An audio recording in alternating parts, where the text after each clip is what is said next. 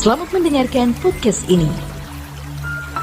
Shalom, Bapak, Ibu, dan saudara-saudara yang terkasih di dalam Tuhan.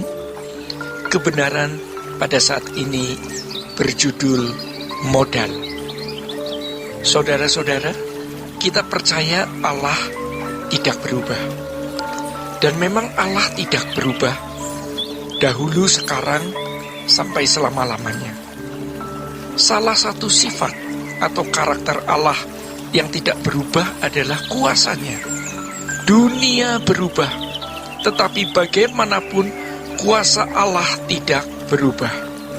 Tetapi bukan hanya kuasa Allah yang tidak berubah, kasih Allah juga tidak berubah. Kalau kuasanya tetap sama dulu, sekarang, sampai selama-lamanya, tetapi kasihnya berubah, artinya Allah jadi kurang mengasihi umat pilihan. Maka ini berbahaya. Yang benar yaitu Allah adalah Allah yang tidak berubah di dalam sifat dan hakikatnya, yaitu kasihnya.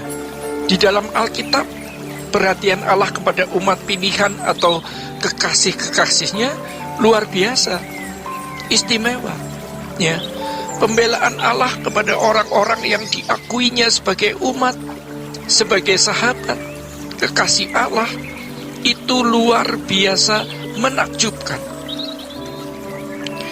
Pemeliharaan Allah bagi umat pilihan, bagi kekasih dan sahabat-sahabat Allah luar biasa. Itu tidak berubah. Kalau sekarang kita menjadi kekasih Allah, umat pilihan Allah yang benar, pasti kita juga akan diperlakukan Allah secara khusus.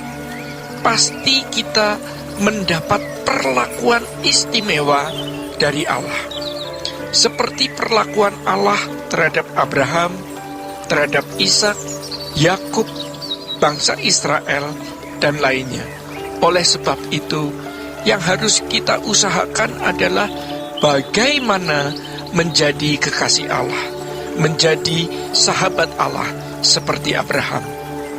Saudara-saudara, bagaimana menjadi umat pilihan Allah yang dengar-dengaran, yang taat? Inilah modal atau kapital yang nilainya tidak terhingga.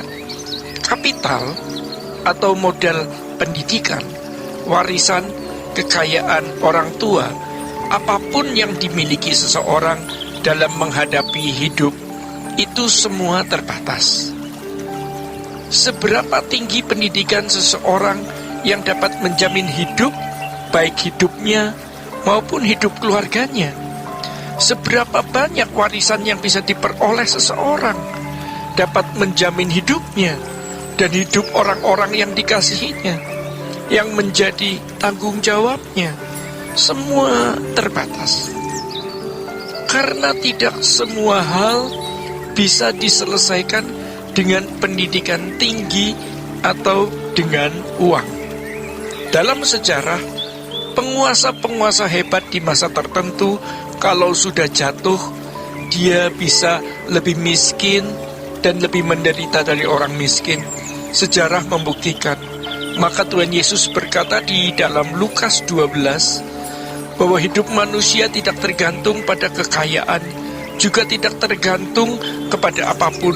Karena firman Tuhan mengatakan, terkutuklah orang yang mengandalkan manusia yang kekuatannya bukan dari Allah. Modal atau kapital yang tidak terhingga adalah Tuhan itu sendiri. Yeremia 17 ayat 5 mengatakan, terkutuklah orang yang mengandalkan manusia, yang mengandalkan kekuatannya sendiri, dan yang hatinya menjauh daripada Tuhan. Terkutuklah, artinya terhukum. Inilah yang harus kita upayakan lebih dari segala upaya untuk menghadapi hidup kita ke depan. Studi, mencari nafkah, menjaga kesehatan, dengan pola makan, pola hidup yang baik, itu mutlak. Tetapi lebih dari semua kegiatan hidup yang kita lakukan guna menempuh hari-hari ke depan, yang terutama adalah hubungan dengan Allah. Bagaimana menjadi kekasih dan sahabat Allah? Jangan mengecilkan Tuhan. Tuhan memang tidak bisa dikecilkan, tetapi kita bisa mengecilkan Tuhan di dalam pikiran, di dalam perilaku, dan perlakuan kita terhadap Tuhan.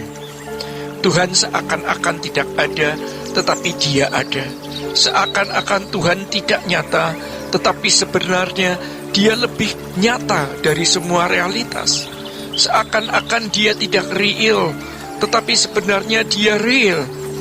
Bagaimana mengalami Allah yang tidak kelihatan tetapi nyata atau hadir? Bagaimana mengalami Allah yang seakan-akan tidak real padahal real? Kita harus menyediakan perhatian, waktu, dan konsentrasi terbaik untuk mengalami Tuhan. Pergi ke gereja itu mutlak. Tentu selama gereja benar-benar mengajarkan kebenaran yang membuat jemaat bisa benar-benar mengalami Tuhan dan memiliki perjumpaan dengan Allah. Tentu tidak semua gereja membimbing umat dengan benar. Kalau pendetanya, pelayan gereja, atau pelayan jemaat tidak memiliki pergaulan dengan Allah secara benar, maka ia tidak akan bisa membimbing orang lain mengalami perjumpaan dengan Allah. Carilah gereja yang bisa mengubah hidup kita dari manusia duniawi menjadi manusia rohani, dari orang yang tidak mengenal Tuhan menjadi orang yang mengenal Tuhan, dari seorang yang tidak mengalami perjumpaan dengan Tuhan mengalami perjumpaan dengan Tuhan. Saudara-saudara, carilah hamba Tuhan atau pemberita firman yang benar-benar mengubah hidup kita. Kita berdoa, kita selektif, kita teliti memilih. Yang penting hamba Tuhan dan gereja tersebut memberkati kita. Jangan tidak ke gereja karena kita akan diraih oleh kuasa kegelapan dan akan masuk dalam belenggu atau penjara. Pergilah ke gereja yang kita akan pasti mendengar peringatan-peringatan Tuhan. Kita masih bisa menyanyi, memuji, menyembah Tuhan, dan menghayati adanya Allah. Kalau kita tidak ke gereja, makin tipis kepercayaan kepada Allah, maka kita menjadi agnostik, bahkan sampai menjadi ateis. Dari skeptis terhadap perkara rohani, tidak percaya, curiga, sampai tidak percaya sama sekali. Pergilah ke gereja, tetapi jangan sekedar supaya mendapat pertolongan dari masalah hidup, atau sekedar supaya mendapat kesembuhan, tetapi untuk mendengarkan firman yang murni. Bapak, Ibu, dan saudara-saudara yang terkasih di dalam Tuhan, demikian kebenaran pada saat ini. Tuhan Yesus memberkati. Sola Gracia.